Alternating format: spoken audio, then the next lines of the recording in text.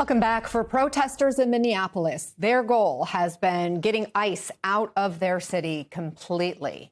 One group that has been a persistent force among those protests are members of the clergy, with 100 actually arrested on Friday at a large demonstration at Minneapolis-St. Paul Airport. Let's bring in Reverend Mariah Tolgard. She is a senior pastor at Hamlin Church United Methodist St. Paul.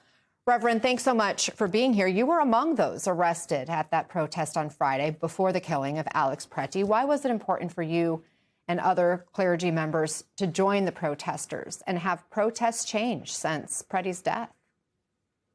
Thank you so much for telling our story. Yes, there were over 1,000 faith leaders and people of faith out at the airport this past Friday, along with tens of thousands of other Minnesotans who were demonstrating across the state and gathering in their churches and communities.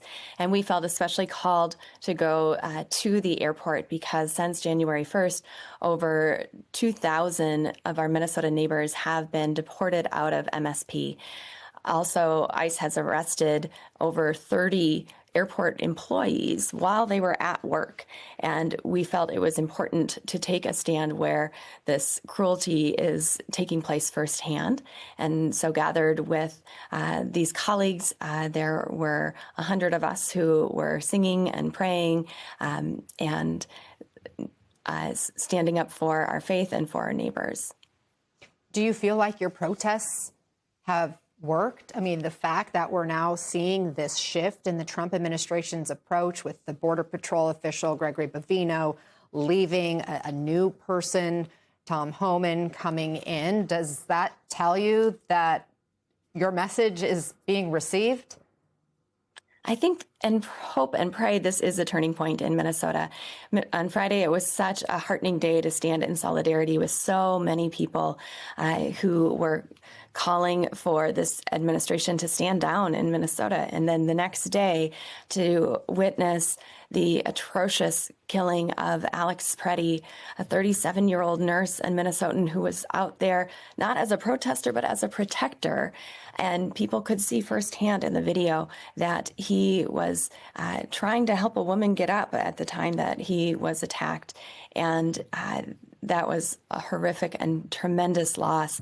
And I think all of these moments together over the last couple of days have really helped people to see that people of moral conscience, people of faith, cannot continue to live under this authoritarian regime in Minnesota of ICE harassing and abducting our neighbors. We are seeing the president now talking with Governor Walz, talking with Mayor Frey in Minneapolis, and all of them after those conversations saying that these conversations were positive. And then you have, again, Bavino leaving. What does that tell you? We feel really good about this progress. We feel like the ice is starting to crack a little bit, that hope is starting to emerge, but there is still so much work to be done. We still need ICE out of Minnesota. We still need for the officers involved in the shootings of Renee Good and Alex Pretty to be held accountable. We still need our corporations in Minnesota to stand up alongside their employees, and we still need to be able to stand up in this moment and say that we, as United States citizens, as people who are rightfully here in this country, need to be safe in our communities. Reverend Mariah Tolgard, thank you very much for joining us and sharing your perspective on all of this and your message.